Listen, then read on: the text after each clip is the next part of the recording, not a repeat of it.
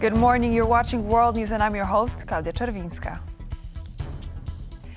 U.S. President Donald Trump has signed an executive order imposing 25% tariffs on steel and aluminum imports into the United States, including from the EU.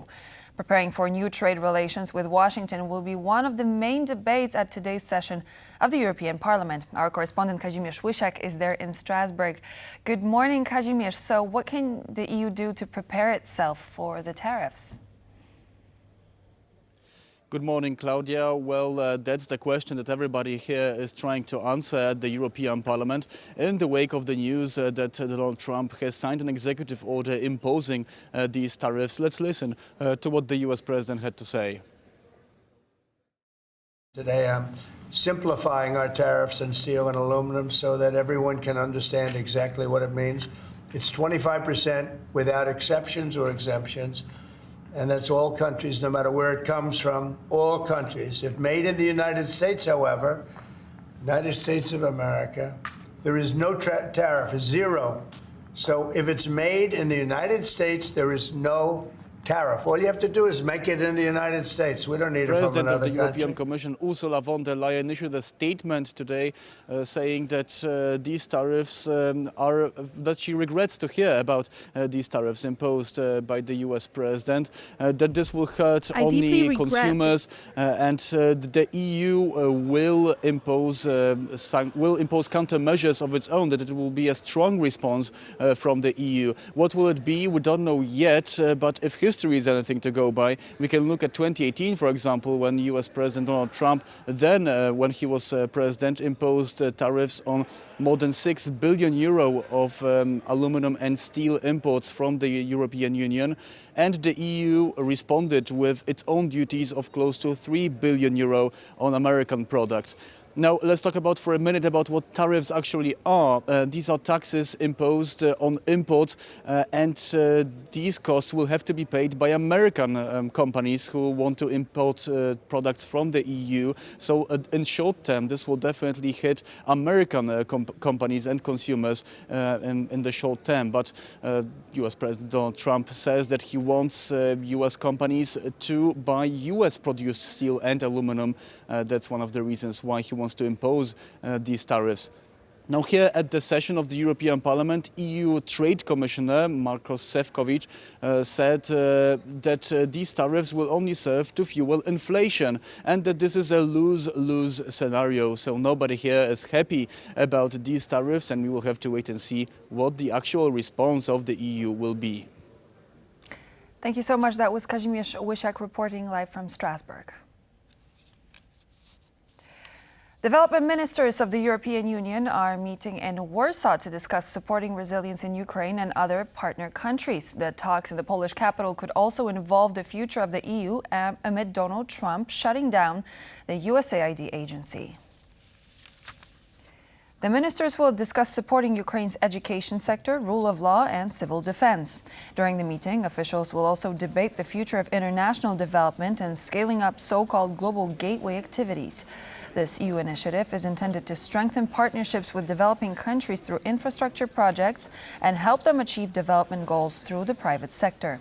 According to Finnish Minister Ville Tavio, EU funding and loan guarantees should be more easily accessible to businesses participating in the Gateway project.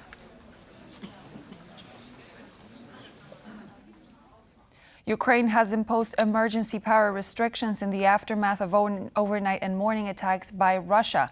According to the Ukrainian energy minister, the strikes targeted gas infrastructure operated by Ukraine's state power distribution company. The cuts will be lifted once the situation in the grid is more stable. Overnight, the Russian army launched several cruise missiles from the Black Sea, raising alarms in Kyiv and other regions of Ukraine. Responding to the attack, Ukraine's state power operator Ukrenergo halted deliveries to major cities in the country. According to the company, the outages should minimize the potential adverse effects of the attack. While cleanup operations have already begun, the Ukrainian energy minister has said more information about the attack will be gathered once the security situation allows it. Ukrainian forces have executed a mass drone attack on a Russian oil refinery in the Saratov region. According to Russian authorities, the drones were shot down by air defense units, with the debris causing damage to industrial infrastructure. Images shared on social media show massive fire of an oil refinery. Andriy Kovalenko from the National Security and Defense Council of Ukraine confirmed it was a Ukrainian attack and said it was not the first time they targeted the facility. The Saratov oil refinery is one of the key facilities of the Russian oil infrastructure. On its own, it produces some 7 million tons of oil each year. According to a report by the Institute for the Study of War, Russia is sending hundreds of its officers to North Korea for training. Officially sent there for rest and recovery, the troops might undergo additional military training on the Korean peninsula, the Institute claims. The revelation was made by the Russian ambassador to North Korea, who said that Russia has already sent hundreds of soldiers to Pyongyang for medical treatment. At the same time, the Institute for the Study of War noted that among the individuals sent to Korea are soldiers with combat experience from the Ukrainian frontline. Experts say their presence in North Korea allows the Kremlin to exchange knowledge with their counterparts in Pyongyang. North Korean authorities have declined Russian payments for medical treatment and upkeep of Korean soldiers thus far. The Institute report concludes by saying that the move is yet another indication of a flourishing strategic partnership between the two countries. While hosting the president of the European Investment Bank, Volodymyr Zelensky has said his meeting with Donald Trump is a matter of when and not if. Additionally, the Ukrainian president announced he will hold a meeting with American Vice President J.D. Vance during the security conference in Munich. Our teams are also working on our dialogue, our meeting between myself and President Trump. He spoke about it. I think the prospect is no secret. The question is when it will happen, what the capabilities of both sides are. Then there will be the Munich conference, where I will have a number of meetings, including with the Vice President, and I will also have meetings with President Trump's team, and my team will have separate meetings and conversations. It was a substantive and productive conversation, Ukrainian Prime Minister Denis Shmyhal has said about his discussions with Polish Prime Minister Donald Tusk. The two leaders discussed cooperation in key areas such as defense and logistics. They also addressed the issue of modernizing broader infrastructure. Previously, the modernization of the shared border was supported by USAID, which will soon be dissolved due to a decision by U.S. President Donald Trump. The prime ministers agreed to facilitate the further development of border infrastructure, also through the European Investment Bank, with which Ukraine has also signed new agreements on Monday.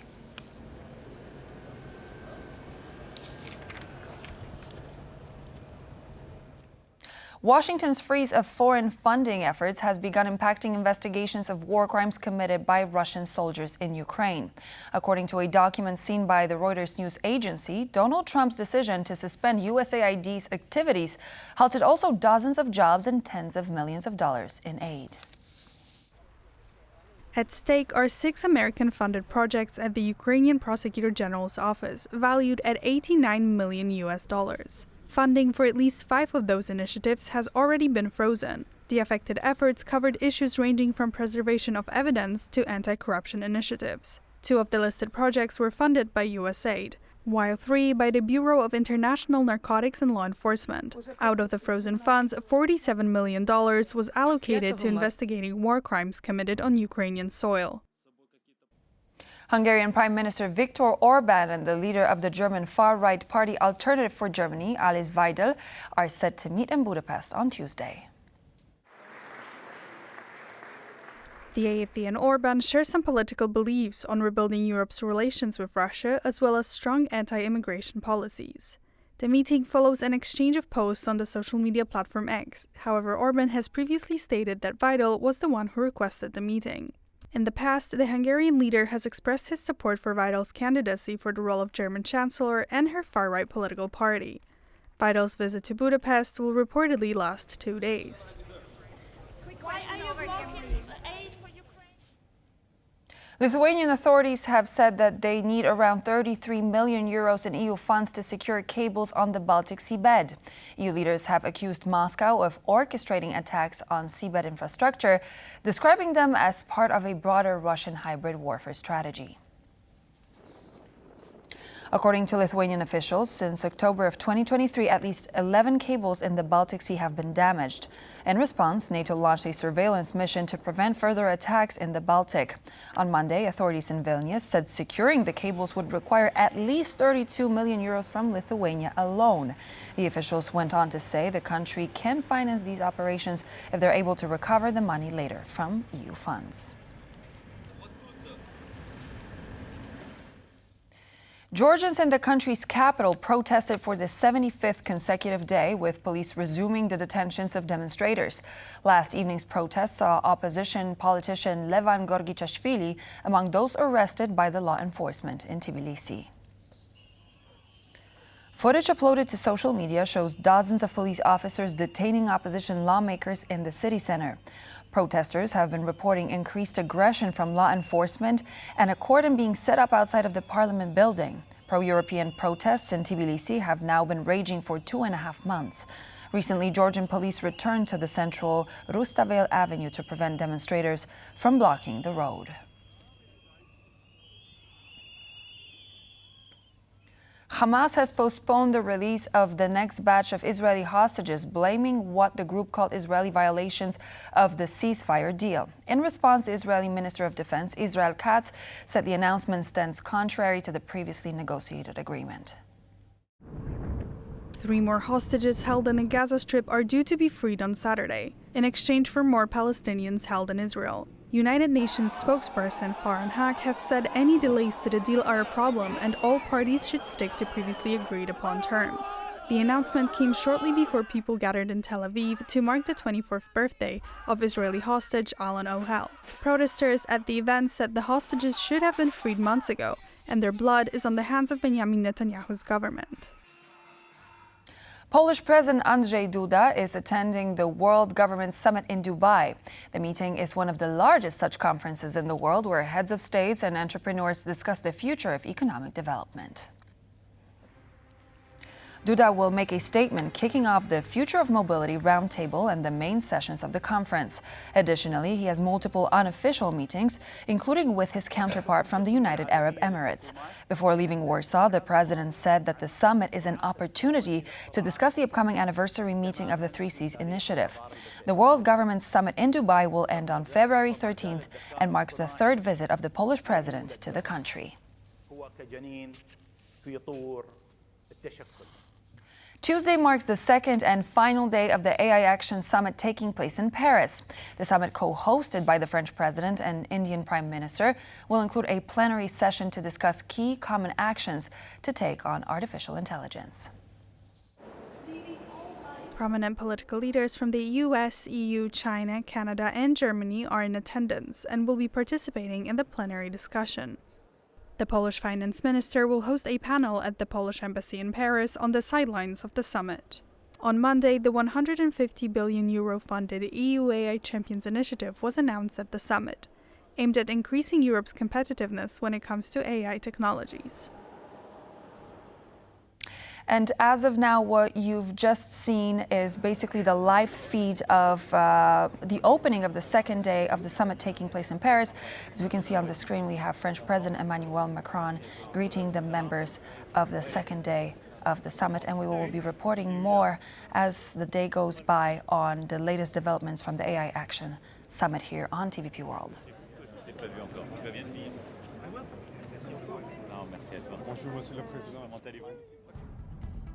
And with that, we end our news broadcast, but please do stay tuned here on TVP World. Back in just a moment with more news and features.